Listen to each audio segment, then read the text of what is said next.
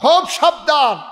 যত ন্যাক্কারজনকভাবে বিশ্রীভাবে যেমন করে সরকারের পতন হলো, আবার যখন যারা ক্ষমতায় আসবে ওরা যদি এমন করে আবার আলেমের দিকে চোখ বড় বড় করে তাকায়, আঙ্গুল নাচিয়ে আলেমের সাথে কথা বলে, মনে রাখবো আগের লোকদের চাইতে আরো করুণ অবস্থা পরবর্তী লোকগুলোর হবে। ঠিক কিনা বলে?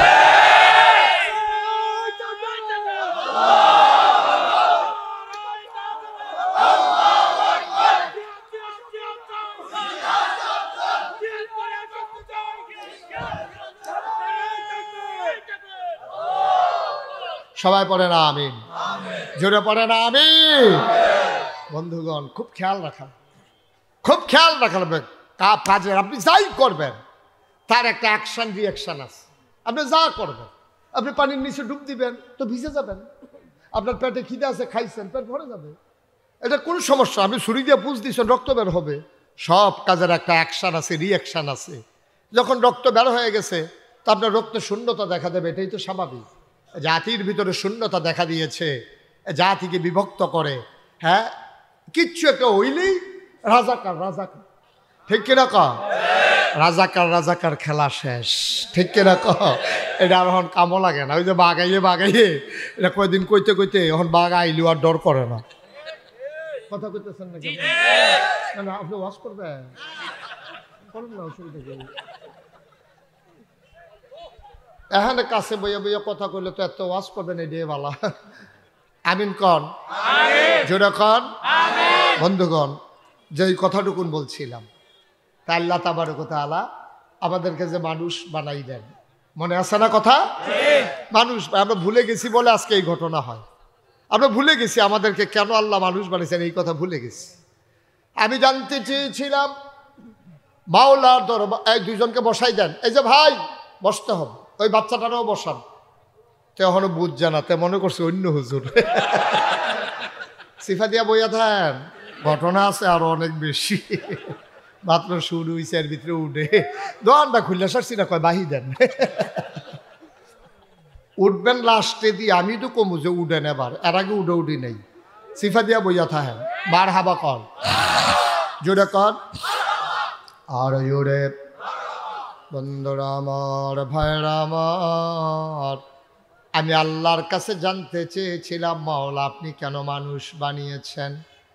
আল্লাহ আমারে ডাকে ডাকে কয়, বান্দারে, ও বান্দা, জানতে চাও কেন মানুষ বানিয়েছে? বাড়ি থেকে কোরআন নাই, কোরআন পড়ো, কোরআন বুঝো, কোরআন দেখো। আল কোরআনে ১,৫০০ বছর আগে আমি আল্লাহ বলে দিয়েছি আমি কেন মানুষ বানিয়েছি। আমি কোরআন খুলে দেখি আল্লাহ কয়, ইয়া আইয়ুহান নাস, ও দুনিয়ার মানুষেরা, উবুদু, তোমরা ইবাদত করো। আমি বলি কার? কয় রব্বাকুম, তোমাদের যিনি রব। আমি কই রবকে? রব চিনো না? তোমার যিনি খালেক, তোমার যিনি মালেক, তোমার যিনি সত্তার, তোমার যিনি গফফার, তোমার যিনি আইয়ুব, তোমার যিনি ওয়াদুদ, তোমার জন্য যিনি প্রেমময়, এই তিনি তোমার রব, আর রবি তোমার সব। আবাদত করো রবের। আমি বললাম কেন রবের আবাদত কেন করবো? কয় আল্লাযী খালাকাকুম, যেহেতু তিনি তোমাদেরকে সৃষ্টি করেছেন। আমি বললাম কে আমারে সৃষ্টি করেছে? আমার আব্বা, আমার আম্মা যৌবনীবতী যখন হয়ে গেল, সবাই মিলে সেটেল ম্যারেজ করিয়ে দিল, সবাই মিলে বিয়ের বন্ধনে আবদ্ধ করে দিল, মধুর বাসরে দিয়ে দেওয়া হলো। মধুর মিলনে বাবা মা লিপ্ত হয়ে গেল। বাবার পিঠ থেকে, মায়ের বুক থেকে 2 ফোঁটা পানি সবেগে নির্গত হয়ে মায়ের ইন্টেন্সিভ কেয়ার, মায়ের সুরক্ষিত রেহেবের ভিতরে 2 ফোঁটা পানি একত্রিত হয়ে গেল। মেডিকেল সায়েন্স বলে পিতার পানির ভিতরে থাকে শুক্রাণু, মায়ের পানির ভিতর থাকে ডিম্বাণু। শুক্রাণু ডিম্বাণুর যখন মিলন হয় তখন জীবনের পয়দা হয়। আব্বা আম্মার মিলনের কারণে আমি ফোঁটা পানি হয়ে গেলাম 1 ফোঁটা রক্ত, ফোঁটা রক্ত হয়ে গেল 1 টুকরা গোশত। গোশত আস্তে আস্তে প্রলম্বিত হলো, আবার গোশতের মাঝে নাক হলো, মুখ হলো, চোখ হলো, কান হলো, হাত হলো, পা হলো। আবার বান্দা তিল তিল করে মায়ের রেহেমের ভিতরে বড় হয়। ও মুসলমান, বিবেককে জিজ্ঞেস করো, সন্তান বড় হয় খাবারের দরকার আছে নাকি না? আহা, নাই? খাবারের দরকার আছে নাকি নাই? এখন মায়ের ভিতরে সন্তান বড় হয়, খাবে কি? মায়ের পেটের ভিতরে সন্তান বড় হয়, কি খাবে সন্তান? মায়ের খবর নাই। মা রান্না করে, বাবা বিয়ার বাজারে দোকানদারি করে। সন্তান খাবে কি? মায়েরও খবর নাই, বাবারও খবর নাই। আল্লাহ ডাক দেয়া কয়, বান্দারে, ও বান্দি আমার, তোদের খবরের দরকারও নাই, বান্দা আমার, টেনশনও আমার, বান্দা আমার, চিন্তাও আমার। আল্লাহ তাবারক ওয়া তাআলা মায়ের নাভির সাথে সন্তানের নাভির কানেকশন লাগাই দিলেন। একটা স্যালাইনের লতের মতো কানেকশন লাগাই দিলেন মায়ের নাভির সাথে সন্তানের নাভির। সন্তান এখন কি খায়? মায়ের মাসিকের রক্ত আল্লাহ বন্ধ করে দিলেন। সুবহানাল্লাহ, সুবহানাল্লাহ। মায়ের মাসিকের রক্ত আল্লাহ বন্ধ করে দিয়ে এই রক্তটা তো মুখ দিয়ে আল্লাহ দিতে পারতেন, কিন্তু তিনি মুখ দিয়ে দিলেন না। রক্ত নাপাক জিনিস। এই নাপাক রক্ত মুখ দিয়ে দিলে পাক মুখটা নাপাক হয়ে যাবে। এই মুখ দিয়ে তুমি একদিন কোরআন তেলাওয়াত করবা, এই মুখ দিয়ে তুমি একদিন আল্লাহর জিকির করবা, এই মুখ দিয়ে তুমি সুন্দর সুন্দর আলোচনা করবা। আল্লাহ মুখটারে পাক রেখে দিলেন না, পাক হতে দিলেন না। এত ছোট্ট একটা পটলার ভিতরে কেমনে মুখটারে হেফাজত করে রাখলেন? নাভির সাথে নাভির কানেকশন লাগাইয়া পেটের ভিতরে রক্ত ঢুকিয়ে দিলেন। সন্তান তিল তিল তিল তিল করে বড় হয়। দুনিয়াতে মেহমান আসবে, দাদি কাঁথা শিলায়, নানি কাঁথা শিলায়, মা চাচিরা কাঁথা শিলায়, ছোট্ট বালিশ বানায়। কিন্তু সন্তান দুনিয়াতে আসলে খাবে কি? কারো এই ব্যাপারে টেনশন নাই। পাঙ্গাস মাছের ভিতরে বিষ, বাতাসের ভিতরে কারির কালো দোয়া, ইটার ভাট্টার দোয়া। মানুষ কি খাবে? গরুর দুধের ভিতরে চিংড়ি মাছ, গরুর দুধের ভিতরে চিংড়ি মাছ। এটা বোধহয় এখনো বুঝেন না। হ্যাঁ, তো দুধ কিনা বাইক গেছে, পরে যখন পানিতে চুলাতে বসাইছে, চিংড়ি মাছ লাভ দিয়ে গিয়ে ফুটে গেছে। পানি একটু গরম পাইয়া চিংড়ি মাছ লাভ দিয়ে বাইরে পড়ে গেছে। যেই মহিলা দুধ জাল দিতে আছে, সেই মহিলা তো সাংঘাতিক, যে আরে এটা কি কারবার। আরে একবার এবারে কথা কয়, একবার এবারে দিকে চায়, করতেছে নাকি? এত দায়িত্ব লইয়া বইছেন আপনারা? হ্যাঁ, এত দায়িত্ব লইয়া বইলে ওয়াজ করন যায়? সবাই কনা আমিন। পাশের লোকগুলো দোয়া করা লাগে, একেবারে দোয়ার হালাতে থাকা লাগে যে আল্লাহ, একটা মানুষ কথা বলতেছে, কত হাজার মানুষ শুনতেছে, আল্লাহ তুমি ওনার মুখ দিয়া ভালো ভালো কথাগুলো বের করে দাও। এটা কি ওয়াজ করুন কি মাটি কাটুন নাকি? যে শরীরটা খুব দিলে চাক্কাটা বড় উঠবে, এটা কি এরকম নাকি? তা আপনি দোয়া না করবেন, আপনি এই ফিলিফিল চান কীর্তেন আপনি। আমিন ক জোরে কনা আমিন, আরো জুড়ে।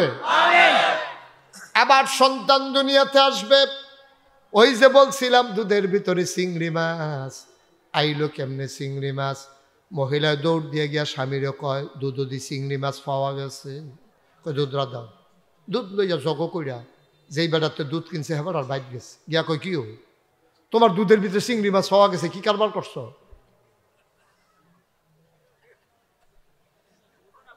কে কথা কইছে? সি সি সি, লা হাওলা ওয়ালা কুওয়াতা ইল্লা বিল্লাহ, আস্তাগফিরুল্লাহ, আস্তাগফিরুল্লাহ, আস্তাগফিরুল্লাহ। এখন দুধের ভিতরে চিংড়ি জগ দিয়া দুধ লয়ে গেছে মালিকের বাড়িতে। গিয়া বলতেছে, ভাই তুমি কি দুধ বিক্রি করলা? দুধের ভিতরে চিংড়ি মাছ। মালিক কো, সমস্যা কি? এমনি কি আর চিংড়ি মাছ হয়েছে? ওই যে গরুয়ে যে ফেনা খায়, ফেনার লগে চিংড়ি মাছও খেয়ে লিস, এই জন্য এটা দুধের লগে বাড়িয়েছে। নাউজুবিল্লাহ বলবেন না? আল্লাহর চিন্তা, বান্দা খাবে কি? মাছের ভিতরে বিষ, ফার্মের মুরগির খাবারের ভিতরে বিষ, দুধের ভিতরে চিংড়ি মাছ, বাতাসের ভেতরে তোমার কালো ধোয়া। আল্লাহ কয়, টেনশন দরকার নাই, আমি আমার মেহমানের জন্য মেহমানদারির ব্যবস্থা করে দিয়েছি। সুবহানাল্লাহ। আল্লাহ তাবারক ওয়া তাআলা পেটের ভিতরে সন্তান বড় করে, আর মায়ের বুকের ভিতরে দুধ জমা। সন্তান দুনিয়াতে এসেছে, ওয়া ওয়া করে কান্নার আগে মায়ের দুধের ভিতরে জুস মেরে যায়, সন্তানকে যখন বুকে লাগায় মায়েরও শান্তি, বাচ্চারও শান্তি। এই নিয়ামত যিনি দিলেন তিনি আমার আল্লাহ, ঠিক কিনা? আল্লাহ কয় উবুদু রাব্বাকুম, আবাদত করবা সেই আল্লাহর, আল্লাযী খলাকাকুম, যিনি তোমাকে সৃষ্টি করেছেন, ওয়াল্লাযীনা মিন ক্বাবলিকুম, শুধু তোমারে না, তোমার আব্বা, তোমার আম্মা, তোমার দাদা, তোমার দাদি, তোমার নানা, তোমার নানি, তোমার 14 গোষ্ঠী, তোমার জাতির পিতা ইব্রাহিম, তোমার আদি পিতা আদম, আদি মাতা হাওয়া, তোমার নবী মুহাম্মদুর রাসূলুল্লাহ সাল্লাল্লাহু আলাইহি ওয়াসাল্লাম, যিনি বানিয়েছেন উবুদু রাব্বাকুম, আবাদত করবা ওই রবের, ঠিক কিনা? তাহলে আমরা আবাদত করব কার? আল্লাহ। চাইব কার কাছে? আল্লাহর কাছে। দিতে পারেন যিনি, তিনি কে? আল্লাহ। মাজারে গিয়া, মাজারে গিয়া চাইবেন? পীরের পায়ে গিয়া সুমাইবেন? সাজদা দিবেন? বুড়ো আঙ্গুল চুষবেন? গোসলের পানি খাইবেন? এটা কিন্তু আপনাদের এদিকে না কম না আছে? এটা কি এই এলাকা তো ঢুকে গেছে? হ্যাঁ, আহারে মুসা। আমি চিটাগং সাতপুর গেছিলাম মাহফিলে, গেছি এবারে গিয়া জিগলাম ভাই কি নমুনা, হুজুর মাজারও সাজদা দেয়। আর একটু দক্ষিণ দিকে গেছিলাম ভাই কি নমুনা, হুজুর ফিরের ফাও সাজদা দেয়। আর একটু উত্তরে গিয়েছিলাম সমস্যা কি, হুজুর ফিরের ফাও সুমায়। ব্রাহ্মণবাড়ি এলাকায় গিয়েছিলাম, আপনার কি অবস্থা, বুড়ি আঙ্গুল শোয়। চিটাগাং গিয়া শুনি ফিরেরে গোসল করা, হেই গোসলের পানি মুরিদরা বোতলও বইরা বাইতেন না খায়, খারাস কারে কয়। আচ্ছা ও একটা মানুষের গোসল করাইলে কত জায়গা বাইয়া ফানি যায়? জায়গাটি আসেনি সকলের লগে? এবার আবার চাই আসেনি, চাইতেন কইছি হ মোবাইলটা কি তাই টেনশনও পড়ে গেছে, গা আছে না নাই? নাউজুবিল্লাহ কন, জোরে কন নাউজুবিল্লাহ। বন্ধুরা আমার, ভাইরা আমার, তাইলে বানাইলো আমারে আল্লাহ, সাজদা দেব মাজারে গিয়া, এটা জীবনেও হিসাব মিলে না, ঠিক কিনা? কপাল বানিয়েছেন যিনি, সাজদা পাও না তিনি, ঠিক কিনা? ও মুসলমান, তোমার সামনে তোমার ছেলে, তোমার আপন ভাইয়ের যদি আব্বা ডাকে, আপন ভাই তোমার, তোমার ছেলে তার চাচারে আব্বা ডাকছে তোমার সামনে, তোমার কি এটা আনন্দ না কষ্ট? কষ্ট। কষ্টে বুকটা ফাইটা যায়। আমার সন্তান জন্ম দিলাম আমি, তারে হাফ প্যান্ট কিনে দিলাম আমি, লেখাপড়া করাই আমি, সব করি আমি, তা আব্বা রাহে তারে, আমার শুরু তারে আব্বা রাহে, তুমি বাদ গিয়া কপালে ঘাম জমে গেছে। তোমার স্ত্রী কয় কান্দেন কেন? কয় আপনার কুদ্দুর চড়ায়। কয়তে কিতা করছে? তে দেখে আলমগীরের আব্বা রেখে বইয়া রয়েছে। আরে কোন কি এই কারবার করছে? হক বাইতাইয়া লোক না, বাইতাই এর ভিতরে বেড়ায় কানতে আছে, বেরিয়ে গসে এই আপনার সরিষার তেলের সাথে পানি মিয়াইয়া মাথা দেয়, ঠান্ডা ওয়াল লাগিয়া এবার কুদ্দুর ফরে ফরে আহারে একটু ফরে ফরে একটা আহা দেয়। এটা যদি আপনার খোলার মধ্যে লাগান যেত জাকাত আগুন ধরে গেল গো। একটু ফরে ফরে একটা আহা শব্দ বাইর করতে আছে এ ভিডিওকে। আরে এতে জইলা ফুটে সরকার হয়ে যাবো, করে তার বাহের মনে এত কষ্ট দিছে। আব্বা আপন বাইয়ে দো, আপনার ভাই আলমগীর হেতারা না হইলে আপনার ফুটকুদ দুছে আব্বা ডাকছে আর কি, তো ডাকলে ডাকছে, শাসা তো বাপের মতোই ডাকলে ডাকছে আর কি। এই ডে যদি আপনার মানতে এত কষ্ট লাগে, যেই আল্লাহ আপনারা খাওয়াইলো, যেই আল্লাহ আপনারা মানুষ বানাইলো, যেই আল্লাহ মাথার উপরে আকাশ দিল খুঁটি ছাড়া, জমিন দিল সমতল করে, কল্লু কল্লু ব্যাগে বয়ে যাওয়া নদী দিল, নদীর ভিতরে পানি দিল, নদীর কিনারে গাছ দিল, নদীর ভিতরে মাছ দিল, আর আপনার জন্য এত সুন্দর পৃথিবী সাজাইলো, আর ডাবের মাথায়, ওই নারিকেল গাছের মাথায় ডাবের ভিতরে শরবত দিল, আখের ভিতরে রস দিল। এই আল্লাহকে ফালাইয়া আপনি বাজারে গিয়া যখন সাজদা দেন, আল্লাহর কলজা ফাইটা যায়, ঠিক কিনা?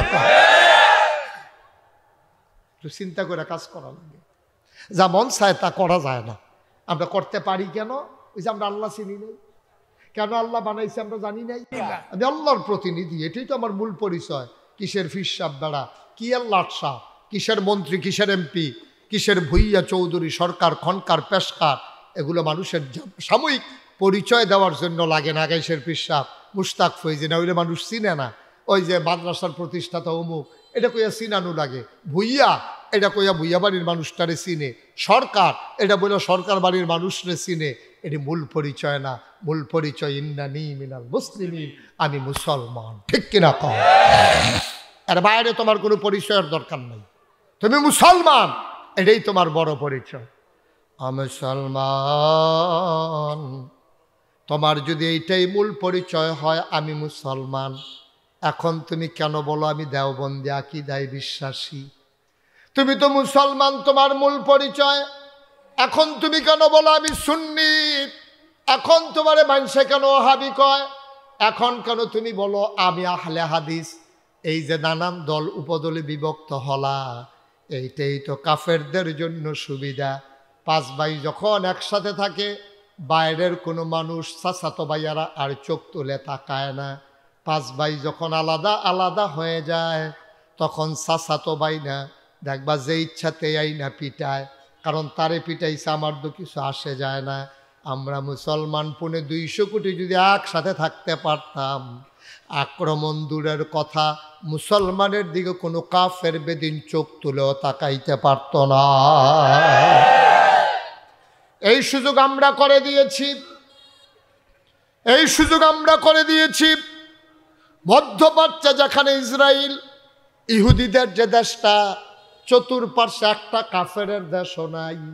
ইসরায়েলের সাথে সবগুলো সীমান্ত মুসলমানের দেশের। সবাই যদি বলতো ইসরায়েল ফিলিস্তিনের মানুষগুলোকে এমনি হত্যা করো, গাজার মানুষের লাশে লাশ ফেলে দিলা, বাড়িঘরগুলো ধ্বংস করে দিলা, লেবাননে আক্রমণ করলা, সব জায়গায় তোমাদের আক্রমণের পরিধি বাড়াইলা। এই সিরিয়া থেকে মুসলমান আসাদ, সিরিয়া থেকে একজন নেতা পালিয়ে গেল, মুসলমানরা দখল করলো। এই সুযোগে কাফের বেদিনেরা এসে সিরিয়া দখল দিতে চায়। কারণ হলো ওরা দেখেছে আমাদেরকে মারলে কেউ ডাক দেওয়ার নাই, এই জন্য মন মতো ওরা মারতে পারে।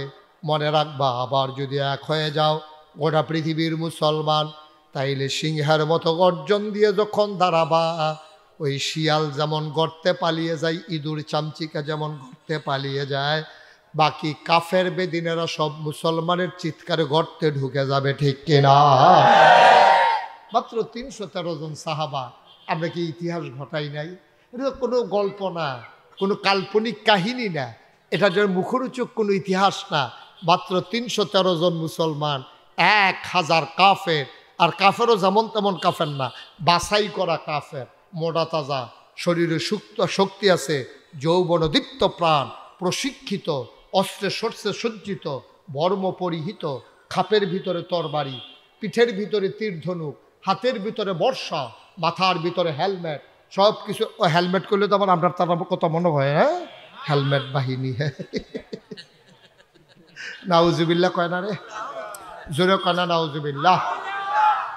আপনার 14 গ্রাম তো আমি অনেক জায়গায় ওয়াজ করছি, এরকম মরহুম নাউজুবিল্লাহ তো আর কোনখানে পাইছি না। বলেন নাউজুবিল্লাহ। সবাই কনা আমিন। আপনারা এই রোজা ছাড়া এরকম করেন, রোজার মাসও জানি কিতা করেন কি কপাল বালা, আমি রোজার ভিতরে আসলাম না। এটা আওয়াজ দিয়ে মার হাবা কর। মুসলমান কয়জন? 313 জন। কতজন? আর কাফের কত? 1000।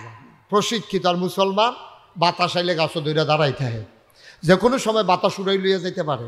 এইরকম মুসলমান মাত্র পাওয়া গেছে 313 জন। মুসলমান, এই 313 জন মুসলমান অস্ত্র পেল না, বর্ম পেল না, মাথায় হেলমেট শিরস্থান পেল না। বদরের প্রান্তরে যখন বাইর শুরু হয়ে গেল, 70টারে কুবাইয়া 2 টুকরা করে ফেলল, 70টারে পিস মোড়া বান দিয়া শোয়াই ফেলল, বাকিগুলা দিল দূর, সবগুলা পালাই গেল। আমরা সেই মুসলমান, ঠিক কিনা? আজকে কাফের বেদিনেরা টিটকারি মারে, মস্কারা করে, আমাদের উপরে জুলুম করে, নির্যাতন করে। আমার বাবার ভিটা থেকে আমারে তারাই দিতে চায়।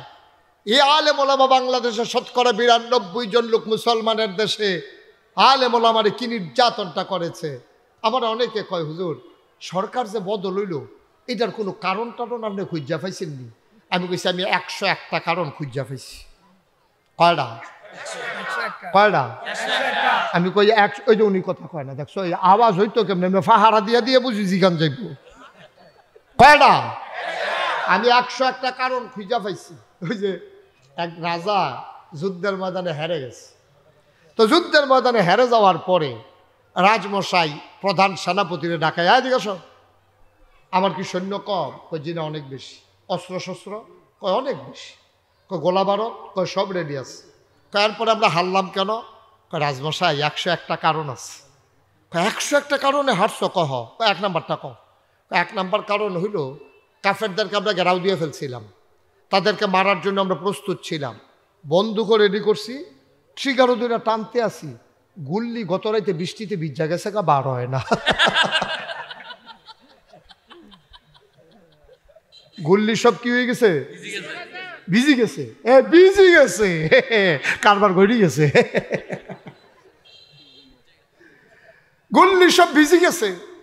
এখন ট্রিগারে যেটা টাপতে আছে, আঙ্গুল শুদ্ধ লই আইয়া পড়তে আছে, কিন্তু গুলি তো পারো। গুলি সব কি হয়েছে? ভিজি গেছে।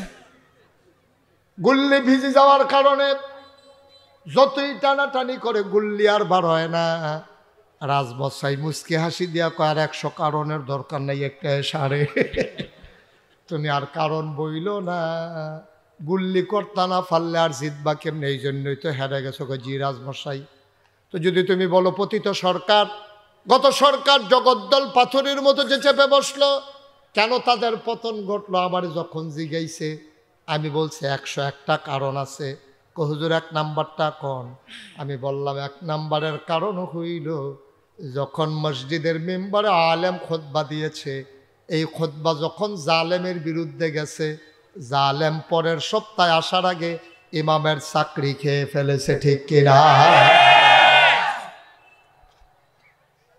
কই হুজুর এটা কি? আমি কই দে আলেম ওয়াজ করতেছে, কথা পক্ষে যায় নাই, টান দিয়া নেতা বাইক টান দিয়া নিয়া আলেমকে বেয়াজ্জতি করে পুলিশের হাতে দিয়েছে। আমার সাথে অনেকে একমত হয়েছে, হুজুর আর কারণ লাগবে না, একটাই চলবে। কারণ আলেমের উপরে নির্যাতন, আলেমের বেজ্জতি। আল্লাহর নবী কয় লা হিজাবা বাইনাহু ওয়া বাইনাল্লাহ, আল্লাহর মাঝে ওই মাজলুমের মাঝে কোনো পর্দা নাই। আল্লাহ বলে ডাক দিতে দেরি, কবুল হতে দেরি নাই। 101টা কারণে যদি গত সরকারের পতন হয়ে থাকে, 1 নাম্বার কারণ হইল আলেমের উপরে নির্যাতন, ঠিক কিনা? যেই দেশে চুর বাটপার গুন্ডা বদমাইশ ডাকাইতেরা রাস্তার ভিতরে সিনা টান টান করে হাঁটে, যেই দেশে 92% জন লোক মুসলমানের দেশে, যেখানে জেলখানাগুলো ভরে যায় আলেম দিয়া, এই দেশে কেন পতন হইল আর তালাশ করার দরকার নাই, ঠিক কিনা বলে? একটা আলেমের আলেমের একটা মোনাজাত, 1 ফোঁটা চোখের পানি আল্লাহর আরশ পর্যন্ত কাঁপাই দেয়, ঠিক কিনা কম? আর কারণের কি দরকার? সুতরাং আমি খুব সাবধান করে দিয়েছি সব মাহফিলে,